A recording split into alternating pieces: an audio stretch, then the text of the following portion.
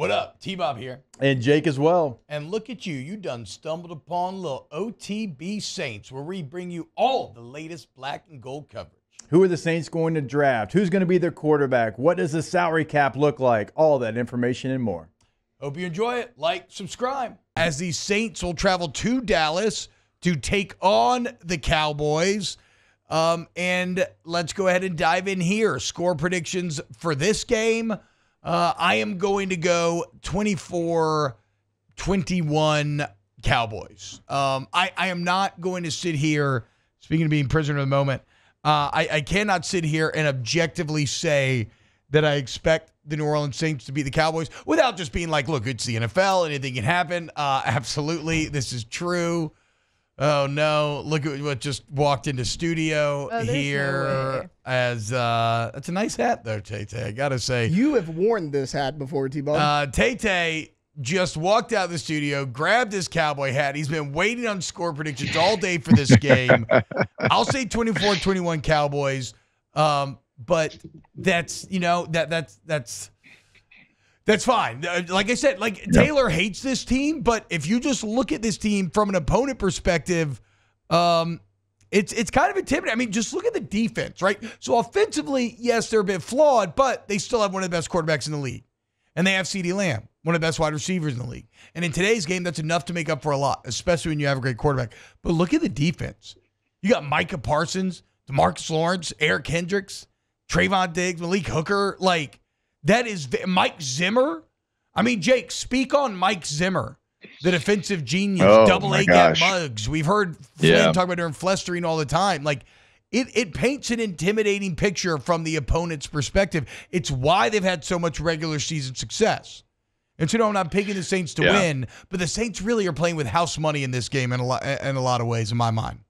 Yeah, Zimmer's one of those defensive coordinators that you mentioned in your initial team meeting on Monday, and a lot of guys don't get that respect. Like Monty Kiffin used to get that. Like if we were playing the Buccaneers, he'd get, hey, we're playing Monty Kiffin. Zimmer he'd get some of that because the double A mug stuff that he would do, and what we're talking about, you'd have both inside linebackers right in both A gaps on each side of the center, and they're playing mind games. They are trying to trick you. They're trying to get you to slide your protection the wrong way because it's an advantage for them. And then they have maybe the best pass rusher in the NFL and Micah Parsons on top of that. And he gives you headaches. He gives you headaches because nobody does it as well as he does. And double A mug is one of the toughest things if you have the personnel to run it defensively to go against, because it almost feels like you can never be right in protection. That's just one of the things that he does. So, yeah, there's a lot of respect for Mike Zimmer around the NFL. He would be, hey, this is their coordinator. This is what he does. This is what we have to try to stop. And you just don't have that conversation with every coordinator. Taylor. Oh, wait, so what's your score prediction then, Jake? 17-13 Cowboys. 17-13. Okay. I mean, I still the Saints defense is still Saints so defense is great. good. Yeah, I agree. If this game was in the Superdome, I actually might even take the Saints. The What did I line's say? at 45 Did I say and a half, 24-21? I want by to change the it way. 21-17. I'll go 21-17 Cowboys, actually. That feels more realistic. Taylor. You disgusting. What do you think is going to happen on Sunday? Well, obviously, the good guys, being the Cowboys, they're going to win this game. I think it's going to be a defensive struggle, though. I think both these teams are top 10 defenses. They scored a lot last week. They both played really, really bad teams with really bad offenses. I'm thinking the Cowboys in a close one, 24-20. How are you going to take in the game on Sunday? I'm going to catch the beginning of it driving home because we're going to Bossier on Saturday night for a concert. We'll be driving home Sunday morning. So I'll probably catch the beginning of it on the radio. And fake fan. Coming home. Fake fan, guys. Fake fan. Listening to the game on the radio. Pathetic. Dude, that's the old school way to do it. That's the best way to do it. Whoa. What's wrong with listening to the game on the radio, T-Bob? It really is I the guess best you're way right. to do it. Yeah. Wow. I love listening to a game. Well, on the I'll be radio. double dipping that because I'll have LSU on the radio on the way up there, and then Cowboys and Saints on the radio on the way home. Best way? Good way. Best way. It's the best way, way. T-Bob. Yeah, okay. You're By right. the way, the Y'all right. line My is bad. at 46 and a My half bad. for that game. Ooh. What's a lot of points. Cowboys -6.5. Damn. Okay. Actually, I get that. I get that. Everybody's trying to not overreact too much to week 1. Yeah. I understand that. I mean, again, like I said, the Saints barely moving up in any of the power rankings. Although, guys, how crazy is this? Brian Baldinger did an awesome video breakdown of Taliesin Fuanga and how good he was. And then who's the guy that McAfee has on? AQ Shipley.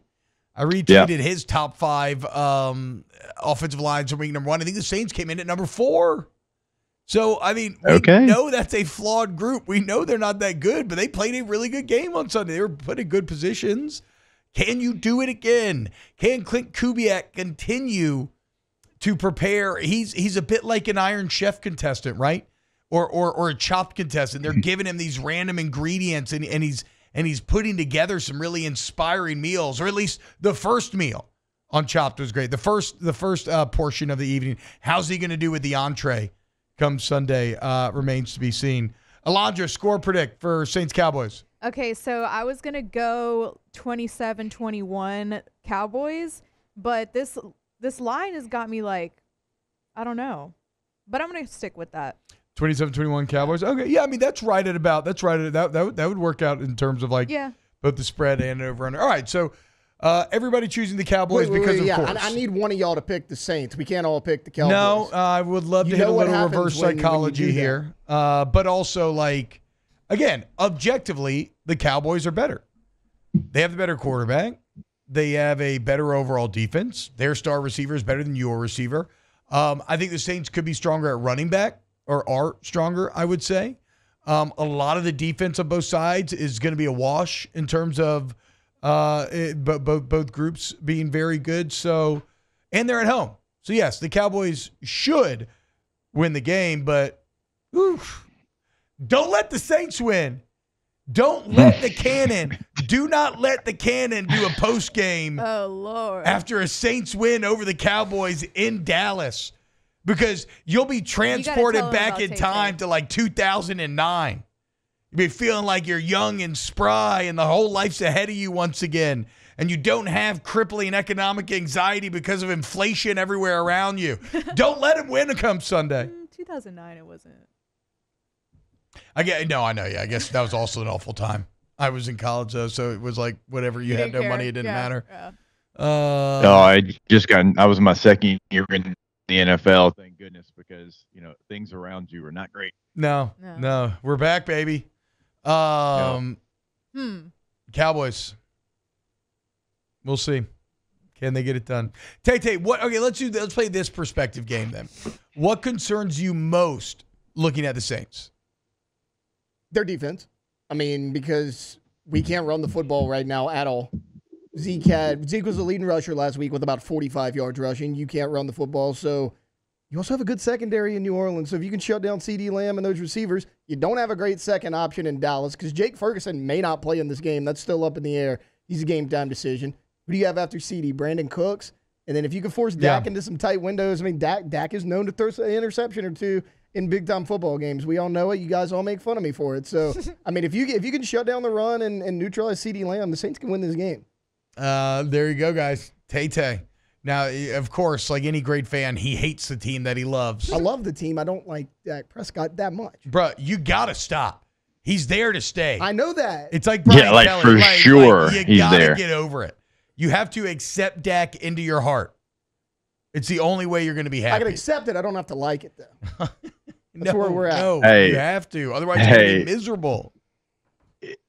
Monday is going to be fascinating because you're either going to have Taylor just being the most and T-Bob almost fighting him, or you're going to have T-Bob being the absolute most and Taylor wanting to fight him. So either way, it's going to be great scenes in the studio. We're getting if it's a Saints win, we will get the cannon on Monday. Wow, just amazing black and gold takes right there, Jake. I don't think I've ever heard any takes that are better than the two guys that just gave you that take. And you can keep getting them by going ahead and liking, subscribing, ringing the bell to get notifications when we post. Have a great day. We'll see you on the next OTB Saints.